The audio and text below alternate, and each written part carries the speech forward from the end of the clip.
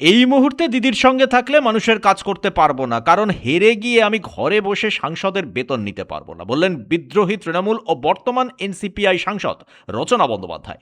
বর্ধমানে স্বাধীনতা দিবসের এক অনুষ্ঠানে যোগ দিতে গিয়েছিলেন তিনি, সেখানেই তিনি কথা বলেন। দেখুন, হ্যাঁ, সত্যি কথা বলতে যখন সত্যি সত্যি ওনার হাত ধরে এসেছে, মধ্যে কোনো মিথ্যা নেই, এবং মানুষ যখন ভালোবেসে একটা মানুষকে ভালোবেসে যখন একটি কাজ করে তার প্রতি একটা সবসময় একটা সফটনেস সবসময় কাজ করে, এবং সেই সময় যখন দলের পাশে ছিলাম, দলের হয়ে প্রচার করছি, দলের হয়ে কাজ করছি, দৌড়াদৌড়ি করছি, ঝাপাঝাপি করছি, তখন এরকম ধরনের সেন্টিমেন্ট তো সবসময় মনের মধ্যে থাকে। সেন্টিমেন্টগুলো চলে যায় বা চলে গেছে, বা আমি পাথর কঠিন পাথর তা তো নয়, আমিও তো একজন মানুষ, সেই হিসেবে ডেফিনেটলি বলেছিলাম। কিন্তু at the end of the day দিদিকে ভালোবাসি বলে তো মানুষের জন্য কাজ করতে এসেছি, সেটা করবো না তা তো হতে পারে।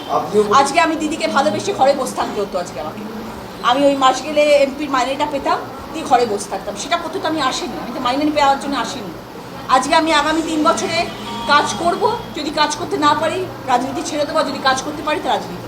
একই সঙ্গে রচনা জানালেন, তার স্টারডম দেখেই মমতা বন্দ্যোপাধ্যায় তাকে তৃণমূলের রাজনীতিতে আনতে চেয়েছিলেন। এমনকি মমতা বন্দ্যোপাধ্যায় নাকি দিদি নম্বর 1-এ খেলতে গিয়েছিলেন রচনা বন্দ্যোপাধ্যায়কে তৃণমূলে এনে তার ফেস ভ্যালু ব্যবহার করার জন্য, এমনটাই দাবি রচনার। আমি আবারও বলছি, মমতা বন্দ্যোপাধ্যায় ডেফিনেটলি ফেস, তৃণমূলের জোড়া ফুলের লোগো ডেফিনেটলি একটা কারণ, কিন্তু আমি তো সাধারণ মেয়ে ছিলাম না। আজকে আমাকে হুগলিতে লকেচার্জির পাশে দাঁড় করানো হলো কেন? আজকে মাননীয় এক্স মুখ্যমন্ত্রী মমতা বন্দ্যোপাধ্যায় দিদি নাম্বার 1-এ মঞ্চে গেলেন কেন? খেলতে গেলেন কেন? এত বছর তো উনি যাননি, দিদি নাম্বার 1 তো 15 বছর ধরে চলছিল, তারপরে উনি গেছেন। আমি চিরকৃতজ্ঞ ওনার কাছে যে উনি আমার খেলাতে গেছেন, উনি খেললেন।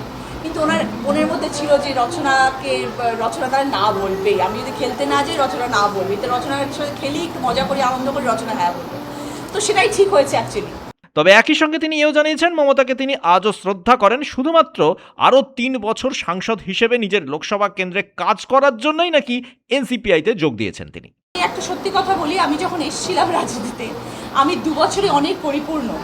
আমি 2 বছর আগে এতটা পরিপূর্ণ ছিলাম না দাদা। তখন আমি ভীষণ ব্যস্ত ছিলাম আমার ছবির শুটিং এবং ফিল্মের স্টুডিও নিয়ে। আমাকে দিদি যখন নিয়ে আসলেন রাজনীতিতে, আমাকে উনি সবাই আরেকটা কথা বলেন যে দিদি চাইলো আর তুমি চলে এলে। এটাও একটা খুব ফেমাস হয়ে গেছে যে না বলতে পারলেন না কেন? না বলতে পারিনি, কারণ দিদিকে খুব শ্রদ্ধা করতাম, এখনও করি, করবো না সেটা খুব বাজে কথা হবে যদি আমি বলি এই কথাটা। শ্রদ্ধা তো সবসময় ওনাকে করি। তৃণমূলের যে 20 জন বিদ্রোহী সাংসদ কাকলি ঘোষ দস্তিদারের নেতৃত্বে এনসিপিআইতে যোগ দিয়েছেন, তার মধ্যে রচনা বন্দ্যোপাধ্যায় অন্যতম। ব্যুরো রিপোর্ট, পূবের কলম ডিজিটাল।